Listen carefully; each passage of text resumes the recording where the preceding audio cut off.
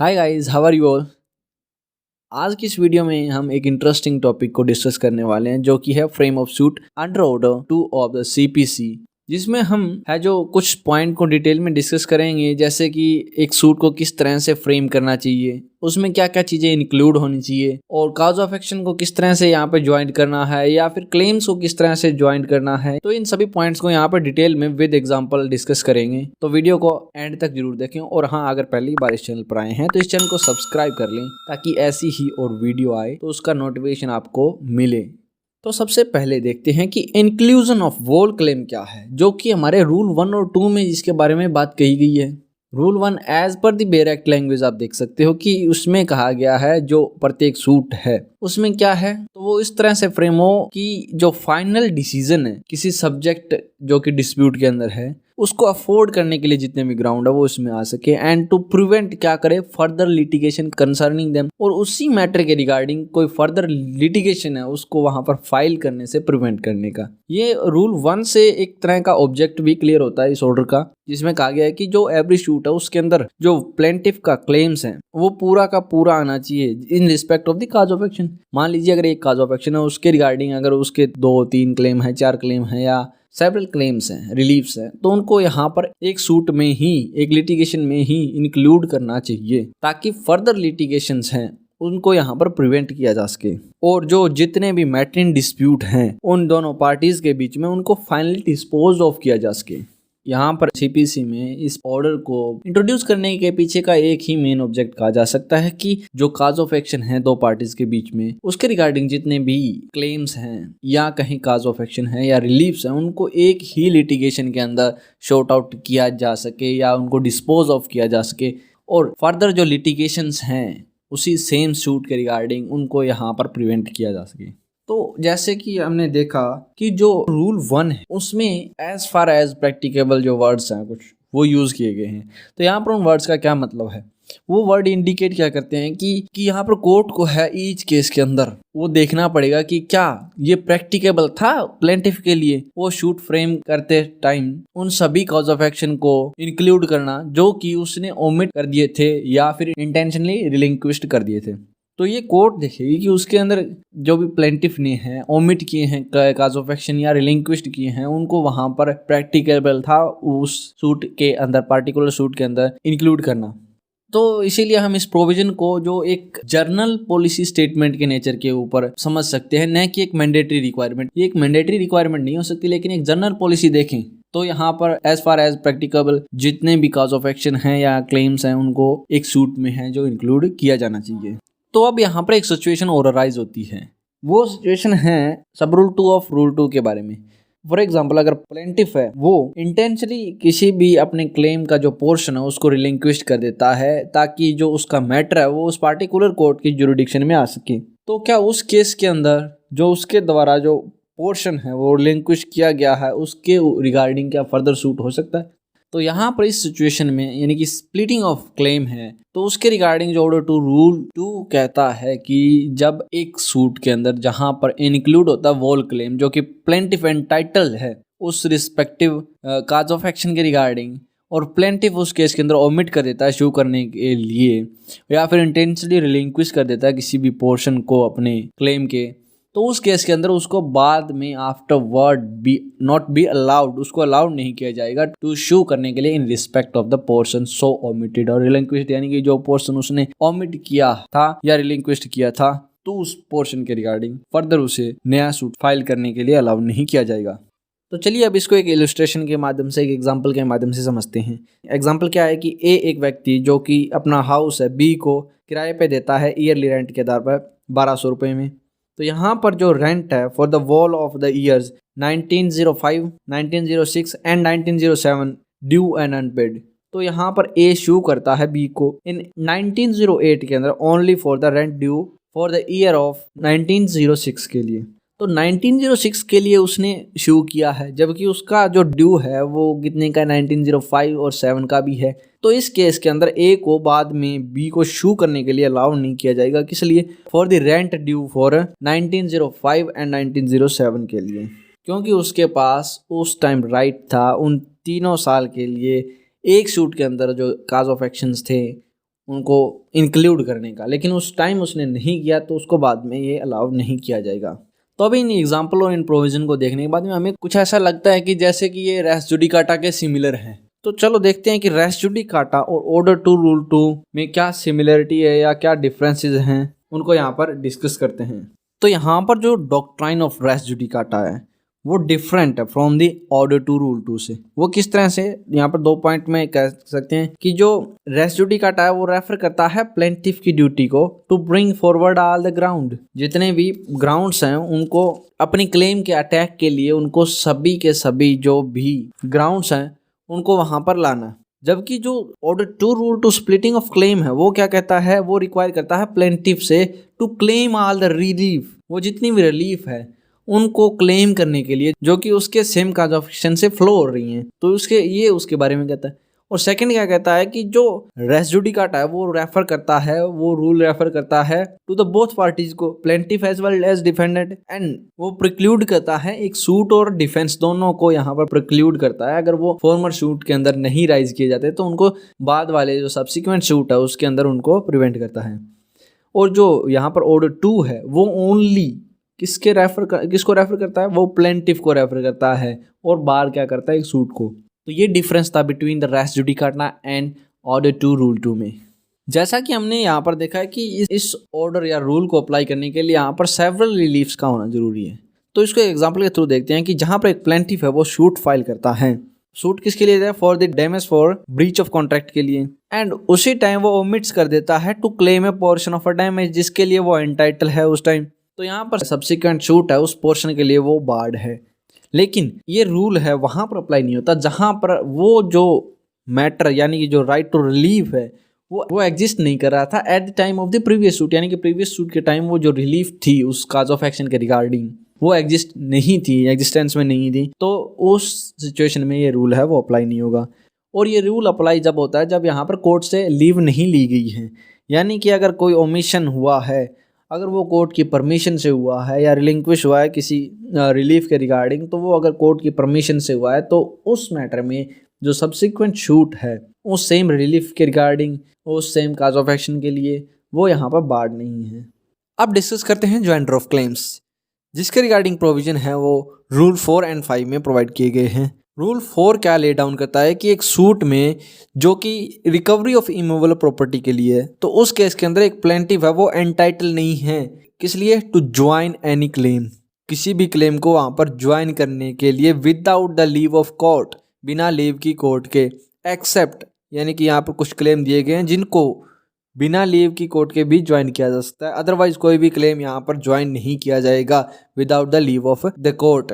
ये क्लेम कौन कौन से हैं जिनको यहाँ पर डायरेक्टली ज्वाइन किया जा सकता है, वो हैं claim for mesne profit, arrears of rent in respect of property claimed और any part thereof. Second है claim for damage of for breach of any contract, जिसके अंदर प्रॉपर्टी या उसका कोई पार्ट है वो हेल्ड किया गया है। और थर्ड कौन सा है, वो क्लेम जिनकी रिलीफ है वो बेस्ड है उस सेम काज ऑफ एक्शन के ऊपर।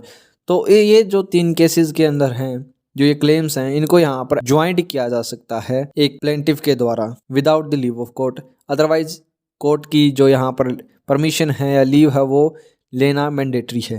रूल 5 डील करता है विद सूट्स, उन सूट्स के साथ में जो कि या तो बाय और अगेंस्ट 3 क्लासेस ऑफ पर्सन्स, यानी कि इन 3 तरह के पर्सन्स के द्वारा या तो फाइल किया गया या इनके खिलाफ है। वो कौन कौन है, एग्जीक्यूटर, एडमिनिस्ट्रेटर्स या फिर हायर्स, इन तीनों के खिलाफ या इनके द्वारा कोई भी सूट अगर होता है तो जो उसके रिगार्डिंग जो प्रोविजन है वो रूल 5 में दिए गए हैं। ये क्या प्रोवाइड करता है कि नो क्लेम बाय और अगेंस्ट द अफोरसेड पर्सन्स, यानी कि जो ऊपर के जो तीनों पर्सन्स हैं उनके खिलाफ में कोई भी सूट या क्लेम या कोई इनके द्वारा है वो उसकी रिप्रेजेंटेटिव कैपेसिटी के अंदर है वो ज्वाइन नहीं किए जाएंगे विद द क्लेम्स बाय और against them personally in the same suit. एक सेम सूट के अंदर उनके जो पर्सनली तौर पर उस सेम सूट के अंदर उनके जो क्लेम है वो वहां पर ज्वाइन नहीं होंगे, एक्सेप्ट मतलब यहाँ पर 2 कंडीशन दी गई है, उन कंडीशन को छोड़ करके। वो कौन कौन सी है, जहां पर उनके जो पर्सनल क्लेम्स हैं वो अराइज हो रहे हैं with reference to the state he represents, जिस स्टेट को वो रिप्रेजेंट्स कर रहा है उसके रेफरेंस में उनके जो पर्सनल क्लेम्स अराइज हो रहे हैं उस केस में वहाँ पर वो ज्वाइन कर सकते हैं। एंड सेकंड कंडीशन कौन सी है, जहाँ पर वो या तो एंटाइटल था या फिर लाइबल है उन क्लेम्स के लिए ज्वाइंटली विद द डिसीज्ड, उस डिसीज्ड के साथ में जिसको वो रिप्रेजेंट कर रहा है। तो इन दो केसेस के अंदर यहाँ पर उसको पर्सनली जो उसके क्लेम है वो ज्वाइंट हो सकते हैं। अदरवाइज यहाँ पर उसके एडमिनिस्ट्रेटर है या एग्जीक्यूटर है या हायर है, उसके जो क्लेम हैं उनको यहाँ पर एक रिप्रेजेंटेटिव कैपेसिटी के तौर पर उनके जो पर्सनल क्लेम हैं वो यहाँ पर उनके साथ में ज्वाइंट नहीं होंगे।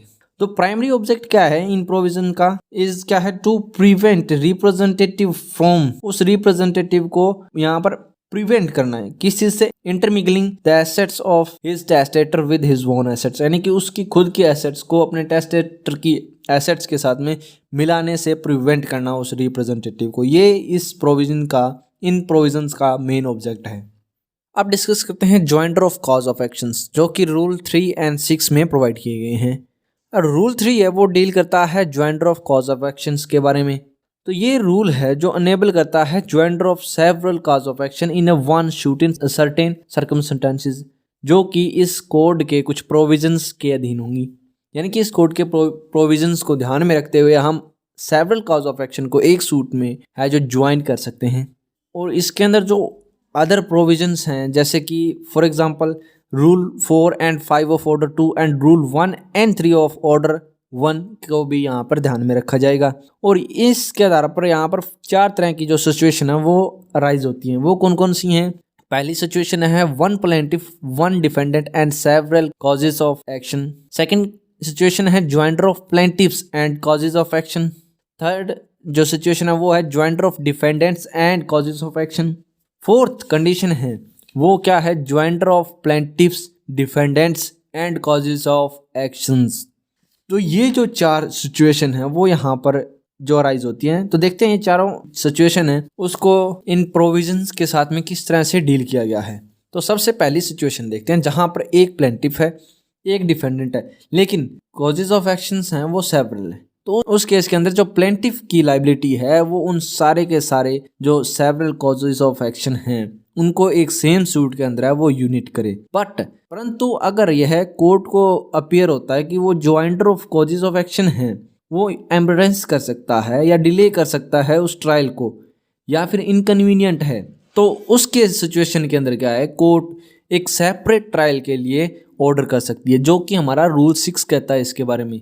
यानी कि इसके रिगार्डिंग जो प्रोविजन है वो रूल 6 में प्रोवाइड किए गए। तो ये थी फर्स्ट सिचुएशन जिसमें 1 प्लेंटिफ 1 डिफेंडेंट था। अब सेकंड सिचुएशन आती है जहां पर ज्वाइंटर ऑफ प्लेंटिफ्स हैं एंड कॉजेज ऑफ एक्शन है, यानी कि एक से ज़्यादा प्लेंटिफ्स हैं और एक से ज़्यादा ही कॉजेज ऑफ एक्शन है। ऐसे ही कॉजेज ऑफ एक्शंस हैं उनको एक सूट में ज्वाइन कर सकते हैं against the same defendant if they all are jointly interested, अगर वो सारे के सारे ज्वाइंटली उसमें इंटरेस्टेड है। परंतु इस प्रोविजन को यहाँ पर पढ़ने से पहले हमें ऑर्डर 1 रूल 1 को भी यहाँ पर इसके साथ में रीड करना पड़ेगा, उसको भी यहाँ पर ध्यान में रखना पड़ेगा, जो कि हमने पार्टी टू द सूट्स यानी कि ऑर्डर 1 को एक वीडियो में हमने डिटेल में विद एग्जांपल एंड डेमो के थ्रू डिस्कस किया था। उसी को ही हम यहाँ पर डिस्कस करते हैं। उसमें क्या कहा गया है कि वेयर देयर आर 2 और मोर प्लेंटिफ और 2 और मोर कॉज ऑफ एक्शन है, तो उनको अगर वो ये 2 कंडीशन फुलफिल करते हैं तो यहाँ पर ज्वाइन किया जा सकता है। वो कंडीशन कौन सी है? कॉज ऑफ एक्शन है वो must have been arise from the same act और ट्रांजेक्शन, यानी कि सेम ट्रांजेक्शन यानी कि एक्ट या ट्रांजेक्शन है उससे कॉज ऑफ एक्शन अराइज होना चाहिए। सेकंड कंडीशन क्या है? एक कॉमन क्वेश्चन ऑफ लॉ और फैक्ट हैव बीन इन्वॉल्व, उसमें कॉमन क्वेश्चन ऑफ फैक्ट या फिर लॉ का है जो उसमें इन्वॉल्व होना चाहिए।